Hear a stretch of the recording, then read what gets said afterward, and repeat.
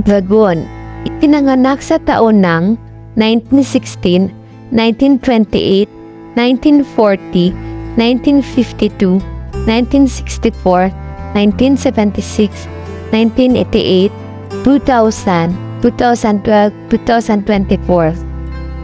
Ang mataas na iginagalang na dragon ay kumakatawan sa swerte, lakas at kalusugan.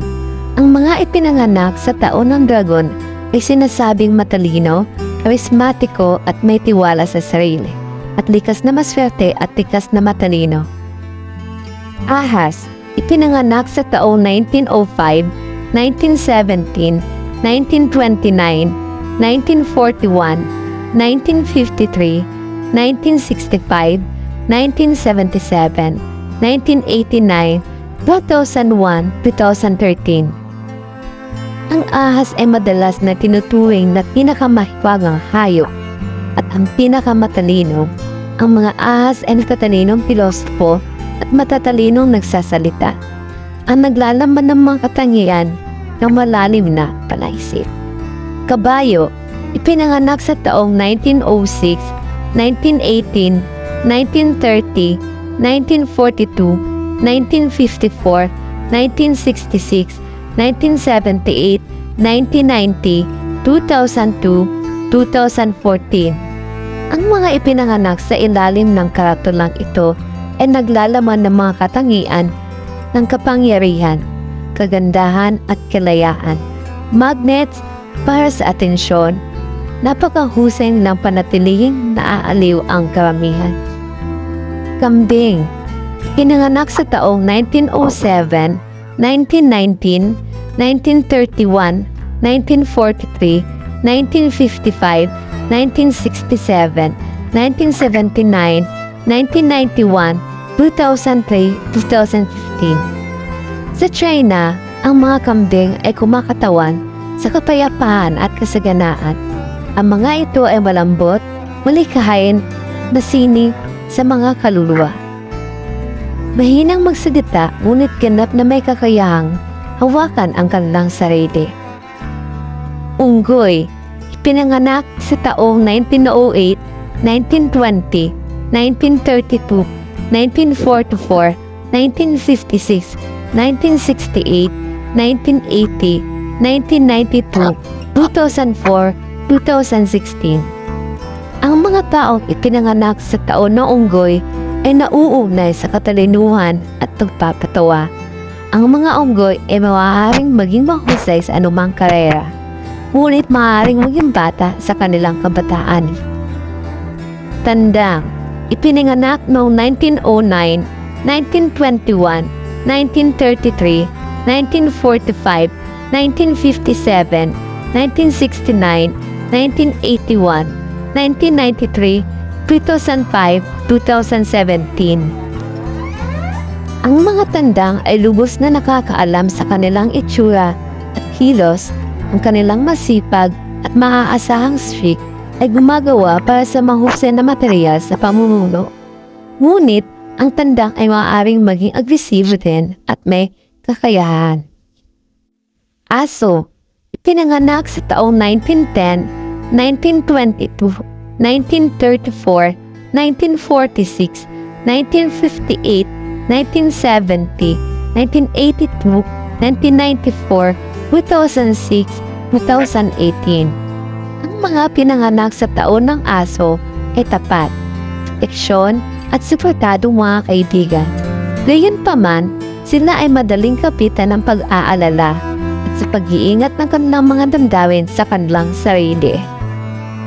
Baboy, ipinanganak noong 1911, 1923, 1935, 1947, 1959, 1971, 1983, 1995, 2007, 2019. Kung ipinanganak ka sa taon ng baboy, sinasabing inosente ka at nagsasaya sa mga simpleng saya ng buhay. Ang tahimik at mapagpangasakit, ang mga baboy ay minsan ay walang muwang. Ngunit ang kanilang mga nakatagong talento ay nakakagulat. Daga, ipinanganak noong 1912, 1924, 1936, 1948, 1960, 1972, 1984, 1996, 2008, 2020. Ang pagkakaroon ng outsmarted, ang daga ay kumakatawan sa mga masisipag na manggagawa at malalim na nag-iisip.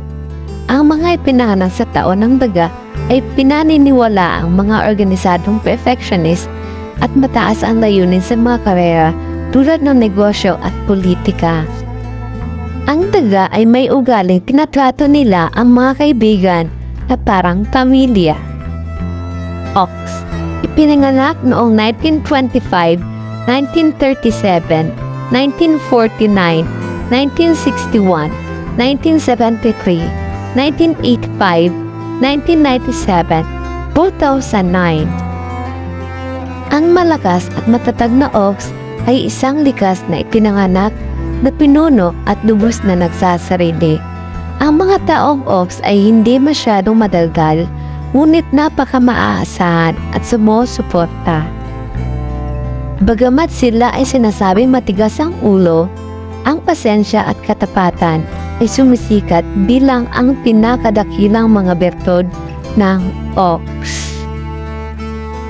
Tigre, ipinanganak sa taong 1914, 1926, 1938, 1950, 1962, 1974, 1986, 1998, 2010, 2022. Kinikilala sa kanilang kapangyarihan at paggalang na kanilang pinag-uutos. Ang mga tigre ay naniningas, mahiling sa pakikipagsapalaran at hindi umaatras kapag ang mga bagay ay nagiging mahirap. Mapagbigay at matalino, sila ay may mga likas na pinuno na nagsasalita ng kanilang mga isip. Kuneho, ipinanganak sa taong 1915, 1927, 1939, 1951, 1963, 1975, 1987, 1999, 2011, 2023.